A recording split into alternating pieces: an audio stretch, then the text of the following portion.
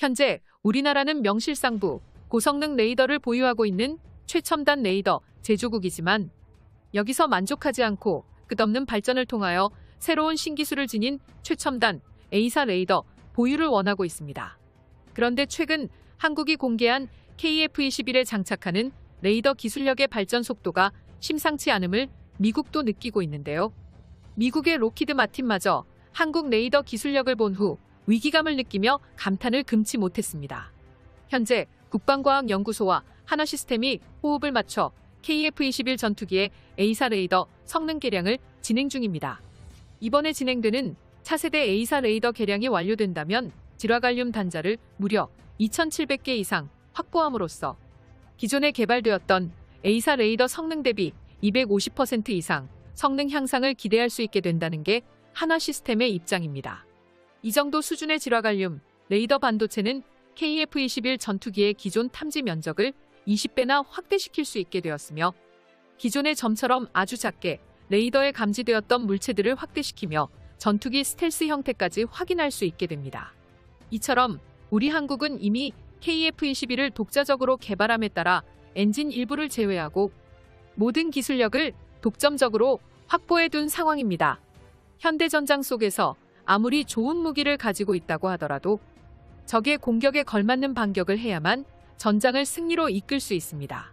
나를 알고 적을 알면 백전백승이라는 말이 있듯이 공격을 받기 전 상대방의 위치를 파악하는 것이 승패를 좌우할 만큼 굉장히 중요한데요. 이에 전 세계 국가들이 전투기의 스텔스 성능을 탑재하면서 A사 레이더에 보이지 않게끔 만들기 위해 노력하고 있습니다만 끝없는 기술 개량을 통해 초고성능 A사 레이더 역시 스텔스기를 포착할 정도로 진화되었습니다.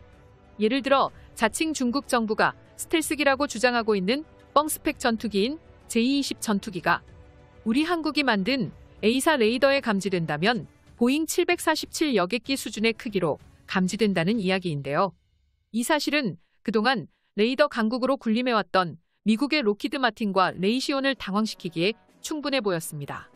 과거의 한국과 달리 40년이 지난 현재는 상황이 완전히 역전되었는데요. 특히 2000년대 초반 완벽히 국산 기술로 개발한 SLQ-200 레이더 기술력은 감히 역대 최고급을 자랑했습니다. 당시 시제품의 시험평가를 참관했던 관계자들조차 뛰어난 성능에 혀를 내두를 정도였는데요. 한국항공우주산업 KF-21의 추가적인 전자전 장비 대도약을 통해서도 관련된 내용을 알 수 있었습니다. 육해공의 모든 전자전 장비들을 맡고 있는 한화시스템과 LIG 넥스원의 첨단 전자전 장비들을 하나로 합쳐 내부에 장착하는 통합 레이더 전자체계를 구축하겠다는 것인데요. 오랜 기간 국내 연구진들의 충분한 노하우들과 기술력들을 바탕으로 한국의 KF-21 전용 최고의 전자전 장비를 개발하겠다는 계획을 발표하였습니다. 현존하는 전 세계 레이더 중에 이렇게까지 적전투기를 정확하고 거대하게 탐지할 수 있는 레이더는 존재하지 않는 것으로 확인되고 있습니다. 특히 레이더 기술력에 있어서 이미 미국과 경쟁이 가능할 정도라는 관측이 쏟아지고 있는데요. 그만큼 한국의 KF-21이 성능 면에서 굉장히 뛰어나다고 평가를 받고 있다는 이야기입니다. KF-21이 세계 전투기 시장에 나와 미국의 로키드 마틴과 경쟁을 할 때가 머지않은 것 같습니다.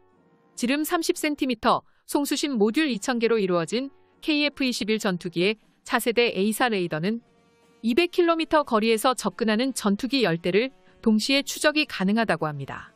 이는 레이더 상황실에 실시간으로 전송하면서 이동 경로와 속도까지 확인할 수 있게 되는데요. 또한 아주 멀리 있는 전투기들도 최대 20배율까지 확대해서 확인이 가능하며 멀리서 날아오는 미사일도 레이더상에 나타나 곧장 식별할 수 있게 됩니다. 굉장히 긴 탐지 거리를 가지고 있음에도 불구하고 가까이 있는 물체도 아주 선명하게 감지할 수 있다고 합니다. 또한 전자광학 표적 추적 장비와 더불어 적외선 추적 장치 등 레이더가 꺼진 상태에서도 표적을 탐색할 수 있습니다. 해당 시스템은 강대국 미국의 로키드 마틴에서도 보유하지 못한 최첨단 기술력이었으며 그들의 스텔스 기능조차 먹통으로 만들 수 있을 만큼 엄청났습니다. 우리 한국은 레이더를 제작할 소재 또한 굉장히 뛰어나다고 평가받고 있는데요. 레이더에 들어가는 소재는 한국형 다이아몬드 공법을 이용해 기존 미국의 특허를 완전히 피하면서 전력 증폭률이나 열전도가 높아 열에 강하다는 특징을 가지고 있으며 내구성도 30%가량 향상시킬 수 있었습니다. 우리 한국의 기술력을 보고 감탄한 이스라엘의 방산기업이 A사 레이더 하드웨어를 자국으로 수출하고 싶다면서 러브콜을 할 정도였습니다. 이렇게까지 수월하게 개발할 수 있었던 이유는 국내 민간 기업들의 역할이 굉장히 컸는데요. 미국이 수십 년에 걸쳐 만들어낸 레이더 기술력을 우리 한국에서는 민간 기업과 협력을 통해 5년 만에 만들어냈습니다. 국산 A사 레이더를 만들기 위해 각 기업들마다 역할을 세분화했습니다. 적외선 탐색 추적 기술은 한화 시스템에서 개발해냈으며 전자파 기술은 넥스원이 개발에 뛰어들면서 시간을 단축할 수 있었습니다. 신기술을 장착 완료한 A사 레이더는 해당 데이터들을 가지고 전력화를 진행하게 되는데요. 단순히 KF-21 전투기에 국한된 것이 아니라 지상에서는 육군에서 사용하게 될 것이며 바다에서는 해군이 해당 기술력을 이어받아 관련 레이더 기술력을 개량해 사용하게 될 것입니다. A사 레이더는 앞으로 무인화 전투에 있어서도 굉장히 중요한 역할을 할 것으로 예상됩니다. 일반 기계식 레이더와는 차원이 다른 정보 처리 수준을 보여주고 있는데요.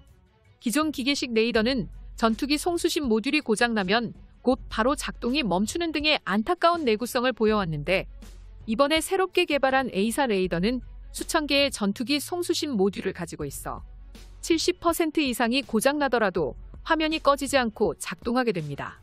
송수신 모듈이 고장나면 물론 오차가 생길 수는 있긴 하지만 나머지 30%에서 고도의 역할을 수행하면서 기존 스텔스 전투기를 탐지하는 것에는 전혀 무리가 없습니다. 전문가들은 우리 한국형 A사 레이더가 F-35에 장착한 레이더보다 성능이 좋다고 말하고 있습니다. 한국이 독자 개발한 A사 레이더는 최신 소재인 질화갈륨을 사용해 F-35 레이더보다 15배 이상의 높은 출력을 내고 있으며 신호 변환 효율도 기존 구형들보다 5배 우수하다는 평가입니다. 이렇게 한국의 KF-21이 완성될수록 자신들의 전투기보다 뛰어난 전투기가 등장하는 모습을 바로 눈앞에서 지켜보고 있는 미국은 당황스러울 수밖에 없었습니다. 자신들이 오랜 기간 만들어내기 위해 노력했던 기술이 한국에서는 한순간에 만들어냈기 때문입니다. 매체는 KF-21이 약 3,600여 개의 송수신 모델이 독립적으로 작동해 실시간으로 목표물을 추적하며 레이더 반사 면적을 최소화할 수 있는 설계를 통해 동종 기종들과 비교하면 우수한 스텔스 기능을 갖고 있는 KF-21은 최대 속도 2277톤의 무장을 탑재하고 2026년까지 공대공 무기를, 2027년까지는 공대지 무기를 장착할 예정이라고 보도했습니다. 일각에서는 한국의 레이더 시스템이 5세대를 뛰어넘어서 6세대 급이 아니냐는 관측도 나오고 있는데요. 자랑스러운 대한민국의 KF-21이 날이 갈수록 발전하는 모습이 무척이나 자랑스럽습니다.